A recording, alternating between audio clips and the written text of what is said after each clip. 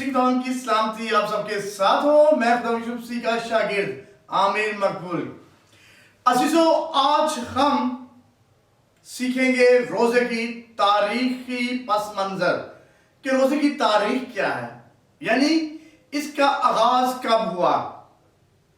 ہم ہر سال روزہ رکھتے ہیں، لیکن کیا ہم اس بات کو جانتے ہیں کہ یہ ان کا آغاز کب ہوا؟ آدم و حوا کے بعد جب لوگ جنگلوں میں رہنے پر مجبور تھے تو خوراک زیادہ نہ ہونے کی وجہ سے لوگ کھانا کم کھایا کرتے تھے. ان کی کوشش ہوتی تھی کہ کھانا اگلے دن کے لیے بچایا جائے.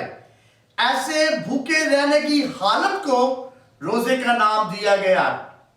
میرے عزیزو، تاریخ اس بات کی گواہ ہے کہ آدم اور حوا کی اولاد اور ان کی نسل ہر چاند کی 13ویں، 14ویں اور 15ویں تاریخ کو روزہ رکھتے تھے. اور اس کے علاوہ میرے عزیزو، جب ہم لوگ شکار کرنے کو جاتے ہیں، جنگلوں میں جاتے ہیں، تو بعض اوقات ایسا ہوتا ہے کہ پورا دن ہم شکار کرتے ہیں لیکن کوئی ہمیں شکار نظر نہیں آتا. بعض کا 2 دن 3 دن بعض ہفتہ لگ جاتا ہے.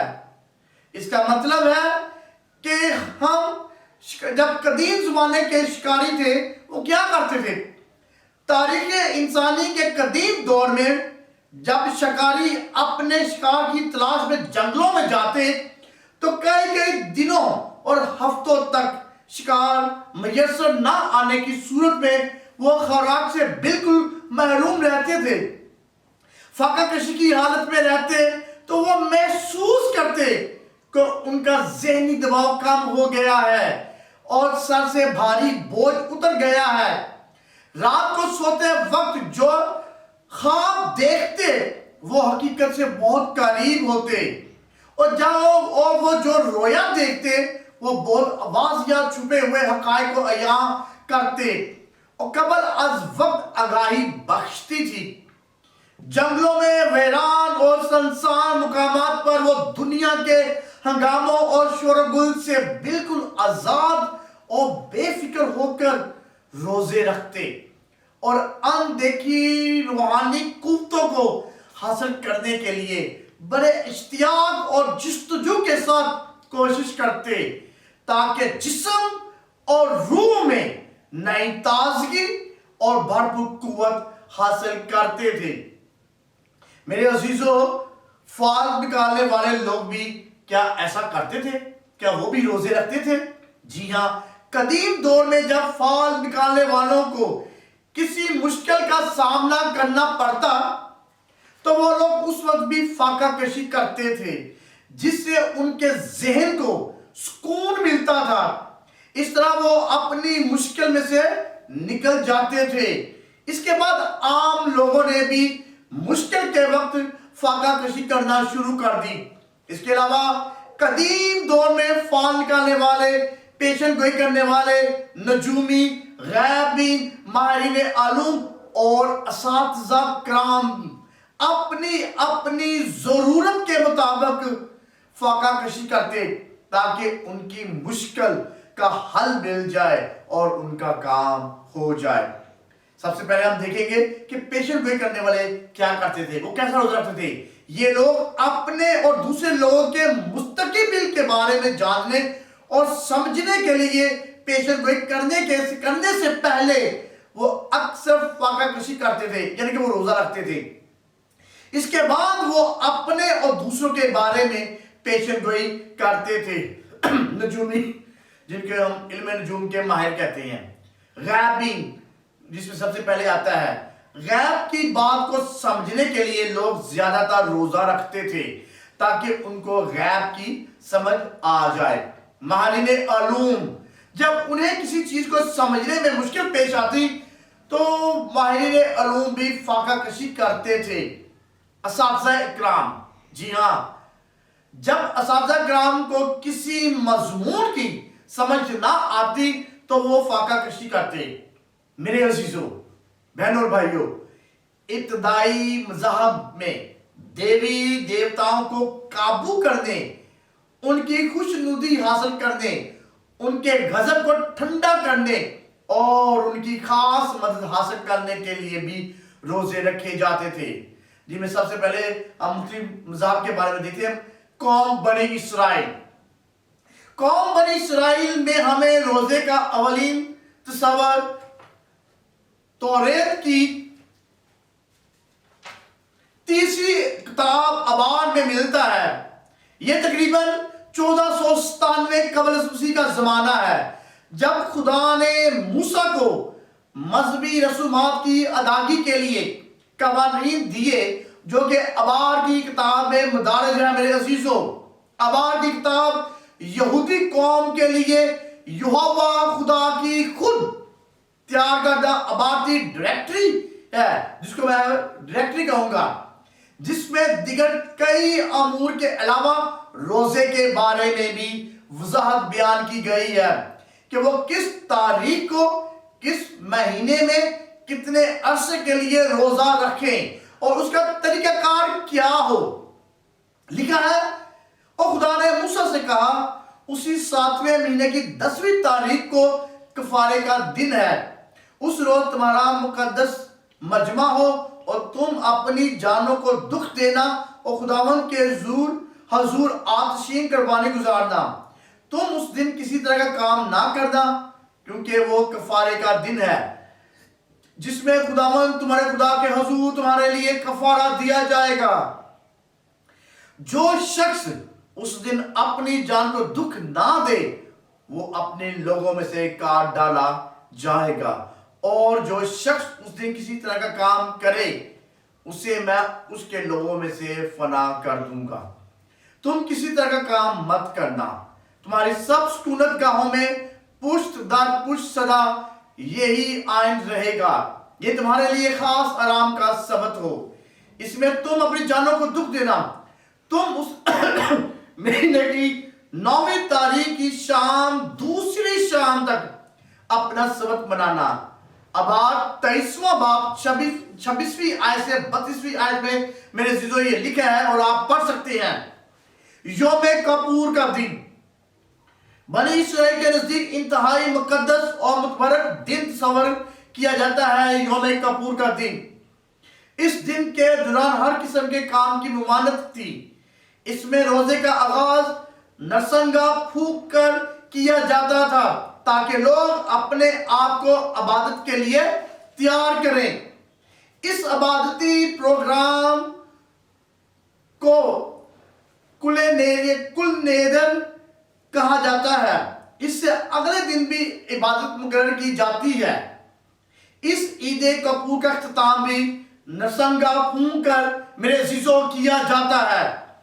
یہودیوں کے اسکریپٹل لاء کے مطابق کفارے کے دن کھانے، پینے، نہانے، جنسی سرگرمیوں میں ملوث ہونے، سگریٹ پینے، خوشبو سونگھنے وغیرہ پر پابندی عائد ہوتی ہے، اور نوجوانوں کو ذہنی طور پر تیار کیا جاتا ہے کہ وہ بھرے ہو کر قومی روزہ رکھے۔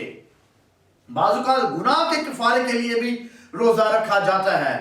کہا جاتا ہے کہ روبن نے 7 برس تک روزے رکھے، کیونکہ وہ اپنے بھائی یوسف کو فروخت کرنے والوں کے ساتھ شامل تھا۔ اس نے اپنے روزے کے دوران نہ شراب پی، نہ نشہ کیا، نہ ہی کسی قسم کا گوشت کھایا، اور نہ ہی بھوک کی شدت کو تیز کرنے والا کھانا کھایا۔ آپ دا ٹیسٹامنٹ آف روبن، اس کا پہلا اور باب 10ویں آیت میں یہ لکھا ہے، یہودا نے تمر کے ساتھ گناہ کرنے کی وجہ سے اپنی باقی زندگی میں نہ تو شراب پی، نہ ہی گوشت کھایا، اور نہ ہی کسی خوشی کو دیکھا۔ دا ٹیسٹامنٹ آف جودا۔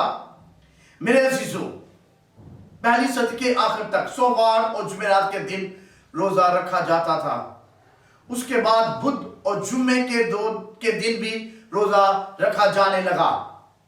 دوسری صدی سے ہی ابتدائی راہب کمیونٹیز میں نظم و ضبط کو قائم کرنے کے لیے روزے کو بہت اہمیت دیتے تھے۔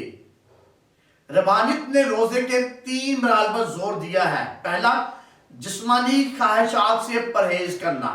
دوسرا, جسمانی اساشات کو ختم کیا جائے اور گوشہ نشینی کی زندگی بسر کی جائے. تیسرا, مختلف طریقوں سے جسم کے کوئی درد اور تکلیف پہنچانا, یعنی کہ جسم کو درد اور تکلیف پہنچانا. میرے عزیزو, تاریخ میں دیکھتے ہیں کہ مختلف ممالک میں روزے کیسے رکھے جاتے تھے. تاریخ میں جیسے پہلا اگر ہم دیکھیں مشرقی افریقہ میں لوگ کیسے روزہ رکھتے تھے. جب میرے عزیزو ان لوگوں نے روحوں سے رابطہ کرنا ہوتا تو روزہ رکھتے. یہ لوگ باپ کی وفات پر 3 دن کا روزہ رکھتے تھے. برازیل, میرے عزیزو یہاں کے لوگ مردہ شخص کی قبر پر 6 دن تک رہتے تھے اور روزہ رکھتے تھے. شمالی امریکہ کے لوگ, یہ لوگ ابتدائی عمر سے ہی اپنے بچوں کو روزہ رکھنے کی تربیت دیتے ہیں اور ان کے خوابوں اور رویاؤں کو باقاعدہ ریکارڈ کیا جاتا ہے. بعد میں ان کی خواب کا تجزیہ کیا جاتا ہے, انالیسس کیا جاتا ہے. ان میں سے جب کوئی مر جاتا ہے تو گھر والے اور پڑوسی اسی وقت روزہ رکھتے ہیں جب تک مردہ دفنایا نہیں جاتا, چاہے اس مردے کو 3 دن تک دفن نہ کیا جائے. قدیم یونانی لوگ اپنے دیوتاؤں کے پاس مشورے سے غار سے جاتے تو روزہ رکھتے تاکہ دیوتاؤں کی خدمت میں عاجزی اور انکساری کے ساتھ حاضر ہوا جا سکے. تمام مذاہب میں کسی نہ کسی روزے کو ضرور اہمیت دی جاتی ہے کیونکہ اسے روحانی, جسمانی صحت اور تندرستی کے لیے تصور کیا جاتا ہے. لاسٹ مگر بٹ ناٹ لیسٹ, ملک اسرائیل کے لوگ, یہ لوگ اپنے بادشاہ کی موت پر سرکاری سوگ مناتے اور روزہ رکھتے تھے. جیسے ساؤل بادشاہ کی وفات پر یبیس جلاد کے لوگوں نے روزہ رکھ کر افسوس کا اظہار کیا. جب یبیس جلاد کے سب لوگوں نے جو کچھ فلسطینیوں نے ساؤل سے کیا تھا سنا تو ان میں سے سب بہادر اٹھے اور ساؤل کی لاش اور اس کے بیٹوں کی لاشیں لے کر ان کو یبیس میں لائے اور ان کی ہڈیوں کو یبیس کے بلوت کے نیچے دفن کیا اور 7 دن تک روزہ رکھا. تواریخ کی پہلی کتاب 10واں باب اس کی 12ویں آیت میں یہ لکھا ہے. عزیزو, کلیسیائی تاریخ میں روزے کا آغاز کب ہوا؟ میرے عزیزو, کلیسیائی تاریخ میں روزہ بہت اہم رہا ہے.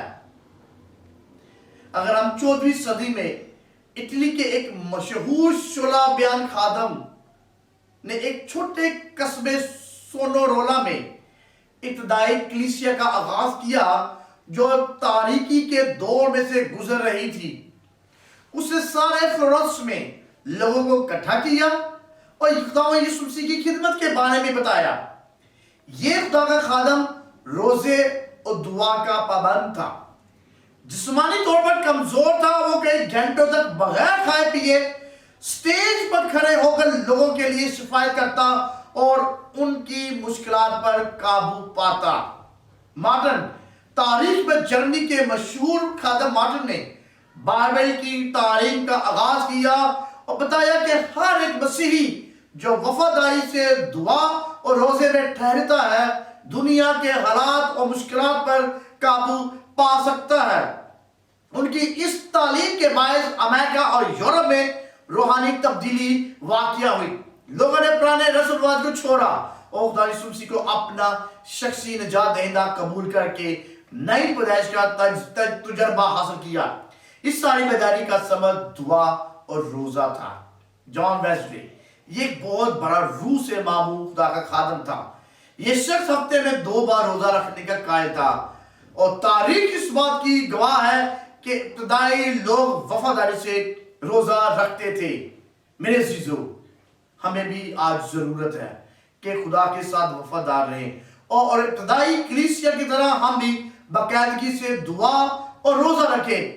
عزیزو, آج بھی ہمارا ایمان ہے کہ جب ہم روزہ رکھ کر کسی خاص مقصد کے لیے خدا کے حضور جھکتے ہیں تو خدا ہماری شفاعت تو خدا ہماری دعا، خدا ہماری مناجات کو سنتا ہے. تو ہم ان روزوں کے ایام میں ہمارے لیے خاص موقع ہے کہ ہم خدا کے حضور جھکیں وفاداری اور ایمانداری کے ساتھ، تاکہ خدا ہماری دعا و التجا کو سنے. خدا آپ سب کو اس کلام کے وسیلے سے برکت دے. آمین.